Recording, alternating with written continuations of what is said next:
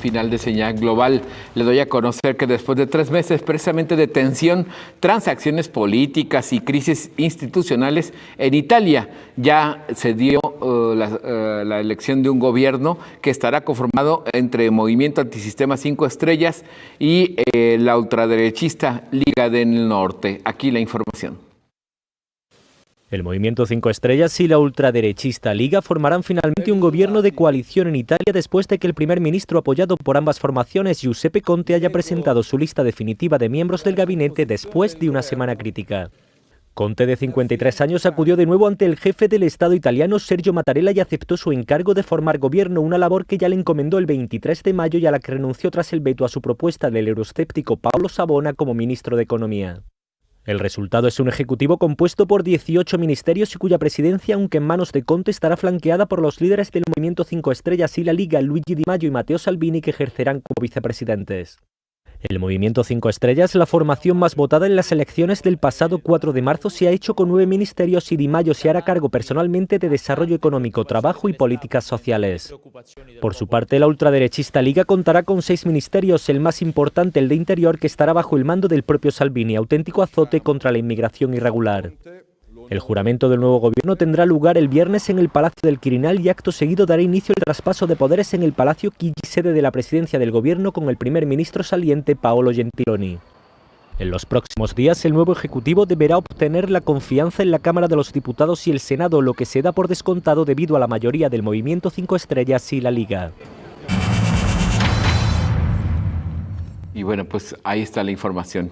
Y es momento que vayamos precisamente con la colaboración acostumbrada de periodista y especialista en temas internacionales, Carlos Ramírez Powell, a quien saludo esta mañana. ¿Qué tal, Carlos? Muy buenos días. Mira qué buen enjuague tenemos en Italia. Mira, Mattarella inicialmente vetó a Paolo Savona bajo el argumento de que la Unión Europea lo consideraba inaceptable. Hubo un comentario del subministro de Economía de la Unión Europea que dijo que así, de esa manera, con ese veto, los italianos iban a tener que aprender a no votar en contra de los burócratas de Bruselas. Ese comentario, que estoy parafraseando, básicamente generó una ámpula grande en Italia, pero también recibió una reprimenda de parte de Juncker allá en la Unión Europea, en Bruselas. Sin embargo, mira, de Guatemala a Guatepeor desde el punto de vista de los objetivos eurocentristas, porque el ministro de Economía, que finalmente resultó aceptable a todos y que Mattarella no va a vetar, como fue en el caso de Paolo Savona, es un euroescéptico también, y toda su carrera académica tiene una serie de documentos en donde critica severamente la práctica monetarista del Banco Central Europeo en estos momentos en manos de Mario Draghi, diciendo lo siguiente: una política restrictiva en cuanto a metas de inflación que a la vez no conlleve un subsidio a la periferia de la Unión Europea, inevitablemente va a generar descalabros, 1, en la evaluación del mismo euro, 2, en superávits extraordinarios para Alemania, que son claramente la señal de derrota interna de la Unión Europea. El problema no es que Alemania tenga superávits o no con el mundo, el problema es que Alemania generaba superávits hacia el interior del comercio de la Unión Europea, dándole una desventaja desmedida en la competencia.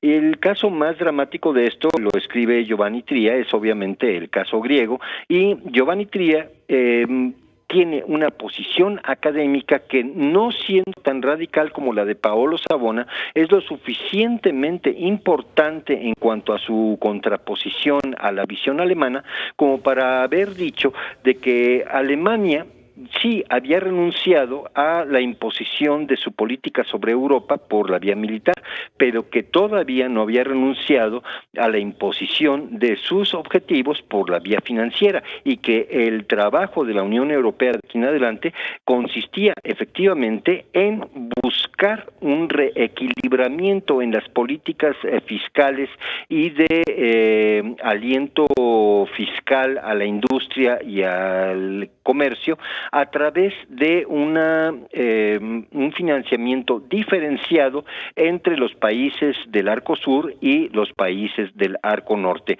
Todo lo que acabo de ilustrar de la tesis de Giovanni Tria va a contrapelo de las propuestas alemanas para los próximos 5 años.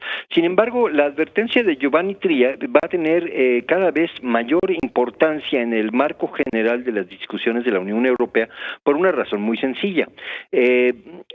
Tria dice que el problema principal de la eurozona no es el fenómeno de la fragmentación o de la salida al estilo Brexit, sino que la principal amenaza de la eurozona es la implosión del euro, esto es, de la implosión de la moneda. Y esto se entiende porque la imposición de medidas drásticas como las que se le pusieron a Grecia para rescatar a los bancos de la eurozona no va a poder funcionar en el caso de Italia, no va a poder funcionar en el caso de España y mucho menos en el caso de Francia.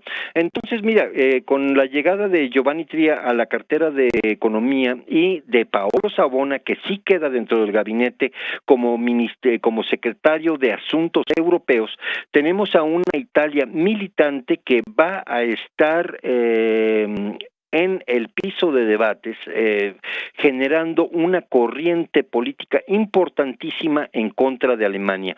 El resultado general de este replanteamiento del gabinete es más desfavorable a las posiciones originales que buscaba Mattarella que la que tenemos en este momento. De esta manera yo siento que tenemos una dinámica en Europa, sobre todo con la destitución de Rajoy, que nos va a llevar a un cierre de año, una segunda mitad de año, en donde va a haber un planteamiento, disculpa la expresión, existencial respecto a cómo manejarse el euro, porque a final de cuentas las propuestas de Francia, España e Italia van a estar en el orden de monetizar deuda, esto es, incrementar financiamiento sin que se incremente la relación entre deuda y Producto Doméstico Bruto.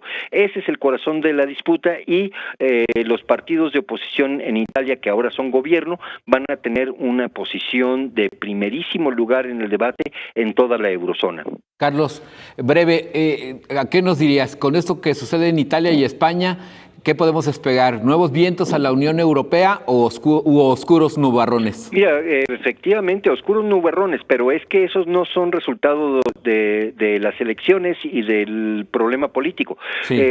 Las elecciones y el resultado, la salida de Rajoy y la llegada de 5 estrellas y Lega al poder son los efectos de una política fiscal y de una política monetaria de la eurozona que ha ido en detrimento del Arco Sur. Estamos viendo el efecto, no la causa. Así es. Muchas gracias, Carlos. Hasta luego. Hasta luego. Con eso prácticamente nos